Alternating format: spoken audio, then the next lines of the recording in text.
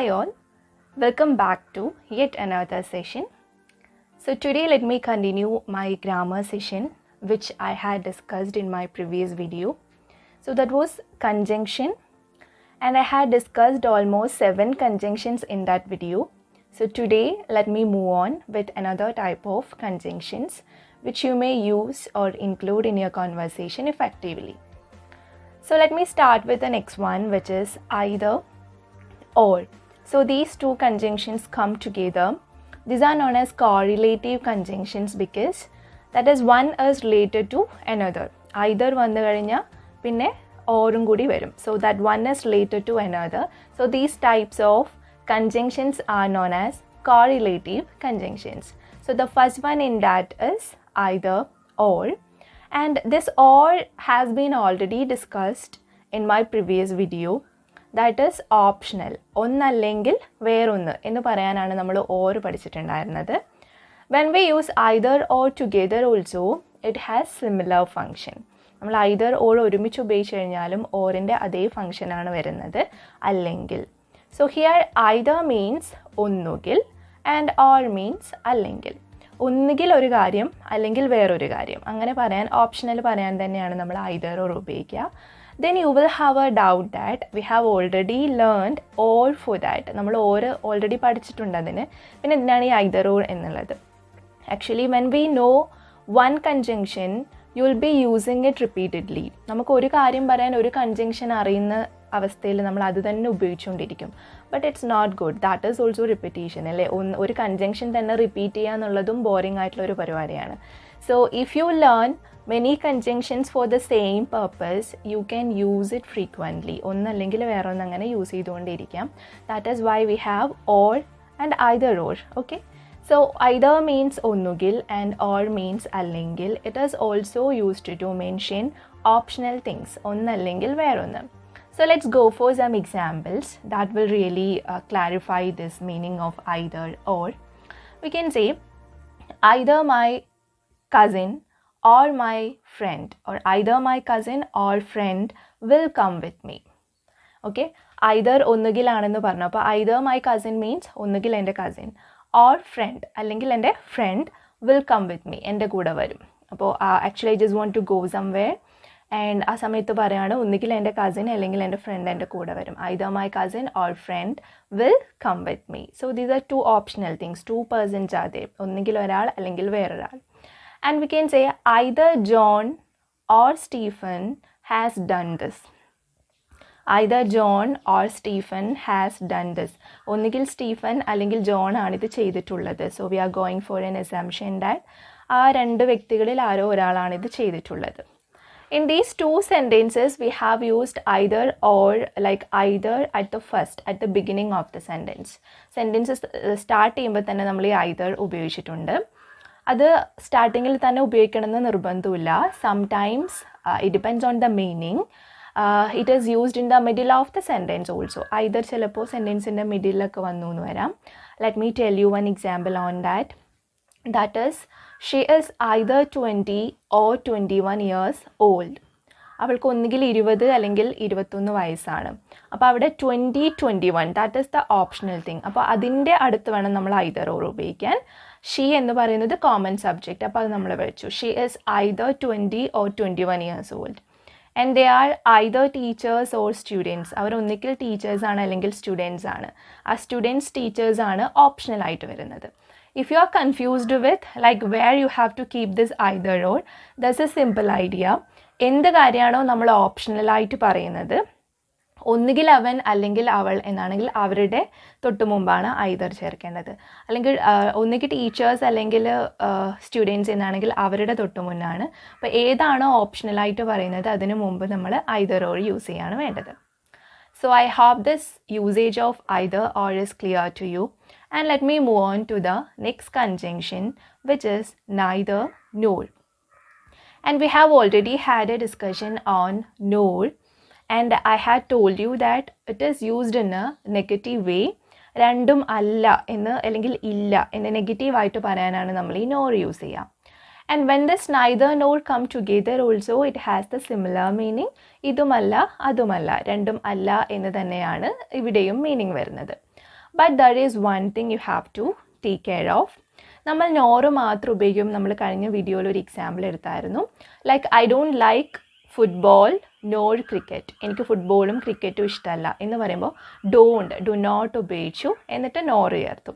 But when we use neither nor together we don't use not. ഇത് അല്ല ഇല്ല എന്നാണ് പറയുന്നതെങ്കിലും നമ്മൾ നൈദർ നോർ ഒരുമിച്ചൊരു സെൻറ്റൻസിൽ വരുമ്പോൾ അവിടെ നോട്ട് ഉപയോഗിക്കില്ല. കാരണം നോട്ടിൻ്റെ ഫംഗ്ഷൻ അതേ ഫംഗ്ഷൻ ഈ നൈദർ നോറിനുണ്ട്. നോട്ടിന് പകരമാണ് നമ്മളിത് ഉപയോഗിക്കുന്നത്. അപ്പോൾ അത് ഡോണ്ട് ലൈക്ക് എന്ന് പറയണ്ട, ലൈക്ക് എന്ന് പോസിറ്റീവായിട്ട് പറയാം. I like neither football nor cricket. എനിക്ക് രണ്ടും ഇഷ്ടമല്ല എന്ന് തന്നെയാണ്. But when you see this I like you may have a confusion. ഇവിടെ നോട്ട് ഇല്ല, ഐ ലൈക്ക് എന്നല്ലേ, അപ്പോൾ ഇഷ്ടമാണ് എന്നല്ലേ എന്നൊരു കൺഫ്യൂഷൻ വരും. But we have the conjunction neither nor here. It has the meaning of not. രണ്ടും അല്ല ഇല്ല എന്നുള്ള മീനിങ് അതിനുള്ളത് കൊണ്ട് നോട്ട് പ്രത്യേകിച്ച് ആഡ് ചെയ്യേണ്ട ആവശ്യമില്ല. That you have to take care of. അത് നന്നായിട്ടൊന്ന് ശ്രദ്ധിക്കുക. So I like neither cricket nor football. Then we can say we visited. നമ്മൾ ഓസ്ട്രേലിയയും കാനഡയും സന്ദർശിച്ചില്ല എന്ന് നമുക്ക് പറയണം. രണ്ട് സ്ഥലവും നമ്മൾ സന്ദർശിച്ചില്ല. നമ്മൾ വി ഡിഡ് നോട്ട് വിസിറ്റ് എന്ന് പറയരുത്. നൈദർ നോർ ഉപയോഗിക്കുമ്പോൾ വി വിസിറ്റഡ് പോസിറ്റീവായിട്ട് പറയാം. We visited neither Australia nor Canada. നമ്മൾ നോർ മാത്രമാണ് ഉപയോഗിക്കുന്നതെങ്കിൽ നമുക്ക് we did not visit Australia nor Canada എന്ന് പറയാവുന്നതാണ്. But when these neither nor comes together there is no did not, only in a positive way. We visited neither Australia nor Canada. ഇനി നമ്മൾ either or പറഞ്ഞതുപോലെ തന്നെ ഈ ഒരു ഫോമാറ്റിൽ മാത്രം നൈദർ നോർ ഉപയോഗിക്കണമെന്നില്ല. Neither nor will come at the beginning of the sentence also. Sentence start ചെയ്യുമ്പോഴും നമുക്ക് നൈദർ നോർ ഉപയോഗിക്കാം. നമുക്ക് പറയണം അവൻ്റെ കയ്യിലും എൻ്റെ കയ്യിലും പണമില്ല എന്ന് പറയണം. രണ്ടുപേരുടെ കയ്യിലും പണമില്ല. അപ്പോൾ അവൻ്റെ കയ്യിലും ഇല്ല, എൻ്റെ കയ്യിലും ഇല്ല എന്ന് പറയണം. So will start with neither he nor I have money. അവിടെ ഡോണ്ട് ഹാവ് എന്ന് പറയരുത്. Neither nor has that meaning not. So have പോസിറ്റീവായിട്ട് പറയാം. Neither he nor I have money. Then you will have another confusion also here. ഇപ്പോൾ ഈ ഒരു സെൻറ്റൻസിൽ ചിലപ്പോൾ ഒരു ഡൗട്ട് വരും. ഹീയും ഐയും രണ്ട് സബ്ജക്റ്റ് വരുമ്പോൾ ഹാസ് ആണോ ഹാവ് ആണോ ഉപയോഗിക്കുക എന്നുള്ളൊരു കൺഫ്യൂഷൻ വരും. നമ്മൾ നൈദർ നോർ ഉപയോഗിക്കുമ്പോൾ എപ്പോഴും സെക്കൻഡ് സബ്ജക്റ്റിന് സ്യൂട്ടബിൾ ആയിട്ടുള്ള വേർബാണ് ഉപയോഗിക്കുക. The verb is suitable with the second subject. So here the second subject is I ആണ് നമ്മുടെ രണ്ടാമത്തെ സബ്ജക്റ്റ്. അപ്പോൾ അതിൻ്റെ കൂടെ വരുന്ന വേർബ് ഹാവ് ആണ്. അതുകൊണ്ടാണ് ഹാവ് മണി എന്ന് പറയുന്നത്. It's not has money. Okay, neither he nor I have money. നമ്മൾ വേറൊരു എക്സാമ്പിൾ പറയുവാണ്. അവളും അവരും എൻ്റെ കൂട്ടുകാരല്ല. അവളുമല്ല അവരുമല്ല. So we can say neither she nor they are my friends. They വന്നതുകൊണ്ട് അവിടെ ആർ എന്ന വേർബ് ഉപയോഗിച്ചു. ഇനി തിരിച്ച് നമ്മൾ അവരും അവളും എൻ്റെ കൂട്ടുകാരല്ലെന്ന് തിരിച്ചു പറയുവാണെങ്കിൽ neither they nor she, then what will be the auxiliary, that is is my friend. അങ്ങനെ രണ്ടാമത്തെ സബ്ജക്റ്റുമായിട്ട് സ്യൂട്ടബിൾ ആകുന്ന വേർബ് ഉപയോഗിക്കണം. So when we use neither nor there are a lot of things you have to take care of. One is don't use not ഉപയോഗിക്കരുത്. Neither നോറിന് തന്നെ നോട്ടിൻ്റെ meaning ഉണ്ട്. Then verb should be suitable with second subject. രണ്ടാമത്തെ സബ്ജക്റ്റുമായിട്ട് suitable ആവുന്ന verb വേണം ഉപയോഗിക്കാൻ. So these are some things you have to keep in your mind when you use neither no. So I hope it's clear. Now let's move on to another conjunction, which is to. Okay, to. Here we have the first two, TOO, with the meaning വളരെ എന്ന് പറയാനാണ് നമ്മൾ ഈ TOO ഇവിടെ ഉപയോഗിക്കുന്നത്. And രണ്ടാമത്തെ TO, that is ഒരു കാര്യം ചെയ്യാൻ എന്ന് പറയാനാണ് നമ്മൾ ഉപയോഗിക്കുക. അതായത് നമുക്ക് വളരെ എന്തോ ആണ് ഒരു കാര്യം ചെയ്യാൻ എന്നുള്ളൊരു മീനിങ് ആണ്. നമുക്കൊരു എക്സാമ്പിൾ പറയണം. അദ്ദേഹം വളരെ ദരിദ്രനാണ് ഒരു കാറ് വാങ്ങാൻ. അതായത് വളരെ പുവറാണ്, അതുകൊണ്ട് തന്നെ അദ്ദേഹത്തിന് ഒരു കാർ വാങ്ങാൻ കഴിയില്ല എന്ന് നമുക്ക് പറയണമെന്ന് വിചാരിക്കാം. So we can say he is too poor to buy a car. വളരെ ദരിദ്രനാണ് ഒരു കാർ വാങ്ങിക്കാൻ. He is too poor to buy a car. നമുക്ക് പറയുന്നു ചായ വളരെ ചൂടായിരുന്നു കുടിക്കാൻ. അതായത് വളരെ ചൂടായിരുന്നു, അതുകൊണ്ട് തന്നെ കുടിക്കാൻ പറ്റിയില്ല എന്നാണ് ഉദ്ദേശിക്കുന്നത്. The tea was too hot to drink.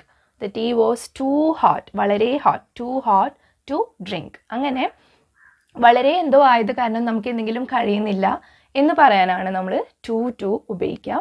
And we have another conjunction which is used in an opposite way of to, that is enough to. ൻ്റെ നേരെ ഓപ്പോസിറ്റ് വരുന്നതാണ് enough to. Enough to means നമുക്കൊരു കാര്യം ചെയ്യണം, അതിന് മാത്രമുള്ള കഴിവ് നമുക്കുണ്ട്. ഓക്കെ, ഫോർ എക്സാമ്പിൾ നമ്മൾ പറയുവാണ് ഏത് ജോബ് കിട്ടാനും മാത്രം അവൾ അല്ലെങ്കിൽ ഏത് പ്രോബ്ലവും സോൾവ് ചെയ്യാനും മാത്രം അവൻ ഇൻ്റലിജൻ്റ് ആണ് എന്ന് പറയണം. That is we are mentioning it in a positive way.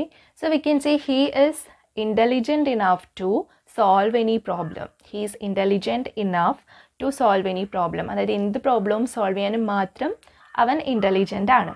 Then we can say he is rich enough to buy a car. Car വാങ്ങാനും മാത്രം അദ്ദേഹം പണക്കാരനാണ്. So that is in a positive way. He is rich enough to buy a car. Okay. അപ്പോൾ ഇത്രയാണ് ഇന്നുള്ള prepositions which are either or, neither, no, to and enough to. I hope it's clear. Then when you need to connect these kind of sentences together, you may use these kind of conjunctions to make your sentences perfect. But these conjunctions are not over, other conjunctions are remaining, and I'll discuss that in my next video. And if you find it as useful, you can please subscribe to my channel and you can share with your friends also. Bye.